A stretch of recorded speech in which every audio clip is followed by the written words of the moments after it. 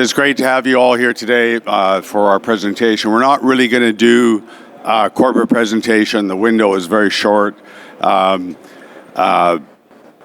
We have, as many of you likely know, I put this company together 23 years ago, and I've been the president and CEO from inception. I decided last year to let go of my president position and remain as chief executive officer of the company, and I passed on the presidency role to Manny Al-Kavaji, who's sitting on stage here. Thank you.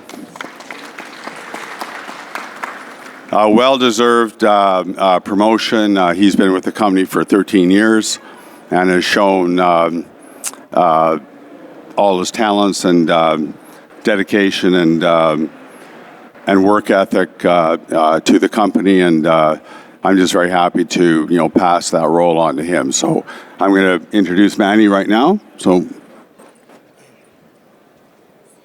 Okay. So as Jill said, we're going to do things a little bit differently. I'll give a 2-minute elevator pitch, and we'll open up for Q&A. You guys have the triple-digit silver guy sitting right here. Great opportunity. First Majestic, Keith put it together 22 years ago. We have 4 producing mines in Mexico. We just put out our 2025 production. Wonderful year, records on all fronts, from production, from safety. We'll put out our financials in a couple of weeks, so you guys can only imagine what those numbers are looking like. We are the only mining company that owns and operates its own mint, which is something unique. If you guys want to buy silver, which I'm sure some of you guys have done already, we are selling silver at booth 200 in the back.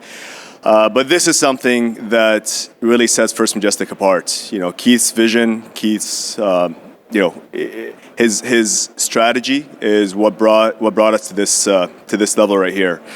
We are the purest silver producer. About 60% of our revenue is from silver, so you can imagine that leverage that we get, and it's obviously been reflected in the stock performance in the last year or so.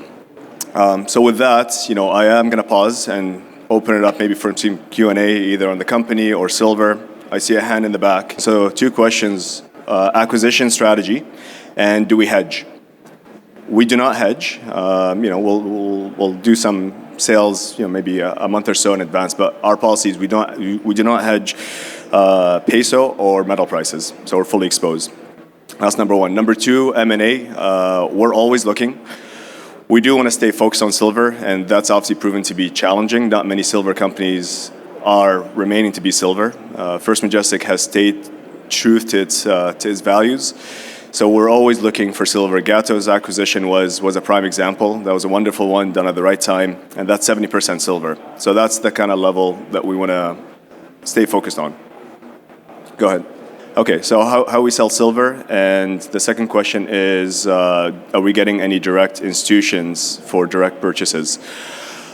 We sell two products. We sell doré and we sell concentrates. Doré is basically refined in North America and sold to the banks, most of it, but we also, with the minting facility that we have now, we're directing 10%, looking to increase that, but about 10% of our production from 2025 went directly to our minting facility. So we're selling that in retail product. With that, we're able to capture additional margin, and most of our shareholders are effectively our customers. In terms of direct approach, we do get approached all the time. We don't sell directly to specific institutions or retail guys besides the mint. Just because there's, it's from being a public company, we do have restrictions on who our customers can be, so we do sell to the banks. Okay, update on Jerritt Canyon. We'll be putting an official update on Jerritt Canyon. We're targeting before end of Q1, which will give a more, it'll address a lot of the questions that we get. But just to keep things in mind, we've obviously been tied up with Gato's for the last 18 months or so. Gato's been fully integrated now. Management's attention and focus has been shifted 100% on Jerritt Canyon. Go ahead. Okay, so the question is dividend, and why is the yield so low? We're we're working on that. We just doubled the dividend right now, so give us a break. It is designed to give direct exposure to silver. So we do our dividend a little bit differently. It's a percentage of the top line. So as metal prices increase, the payout increases.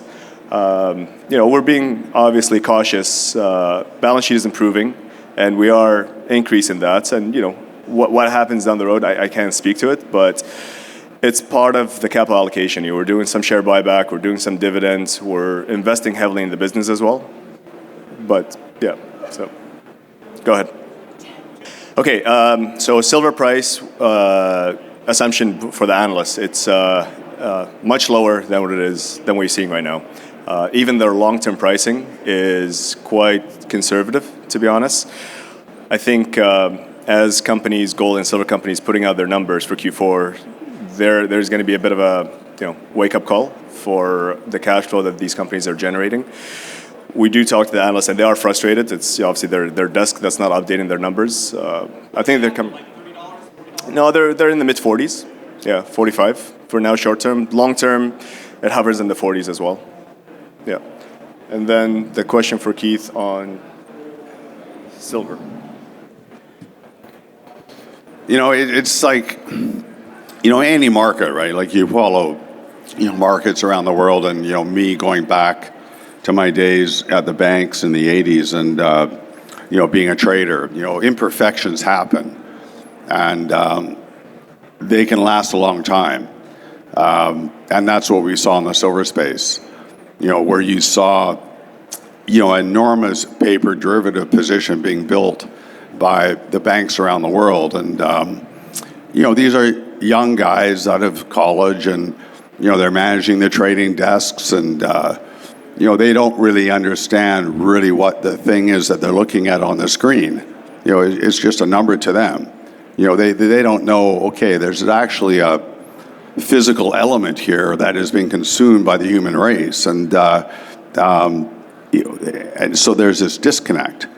And that's what we've seen over the last decade or more. And all of a sudden, these compliance departments and the banks are really having a difficult time right now. I don't want to get into too much detail on that, but corporate compliance teams are now calling down to their desks and saying, what the hell? Like, what have you done? And it's going to be pretty difficult. It's hard to actually even imagine how they're going to unwind their paper derivative positions that are on just not on one bank. It's a global issue. So, look, it's great to be a silver mining company. So, I'm happy to be here, but we're going to see a ton of distress going forward. This is just the beginning. Go ahead. Well, we have $1 billion in the bank. Not a bad place to be. We have a convertible. I wouldn't necessarily call that a debt because it's convertible into shares, so it's it can convert at any time. So yeah, I suppose you can call it a debt, but no, the balance sheet is extremely clean, and that's why we raised the dividend. We're quite happy with that, and look at these prices. We did $1.2 billion in revenue in 2025. Well, silver supply and demand, how long do we expect it to remain in a deficit? Well, I don't see an end to the deficit, quite frankly. And I don't know what the solution is. And this is where, we have a real problem, right? Because, if the governments don't want to permit these mines and advance, I had this discussion. I met with the Minister of Resources for Canada in London, England, about 6 weeks ago, and a smart guy. I think he knows what the issues are. But if you look at any of these mining projects, it takes 10, 20, sometimes longer than 20 years to get them up and running. The human race needs these metals. It needs silver, it needs copper, it needs zinc. or, you know, what happens? These lights will turn off. And the politicians are waking up to it, but they're not moving quickly enough. You know, there are silver assets around the globe, you know, that are, you know, uneconomic. You know, even at $100 silver, they're uneconomic.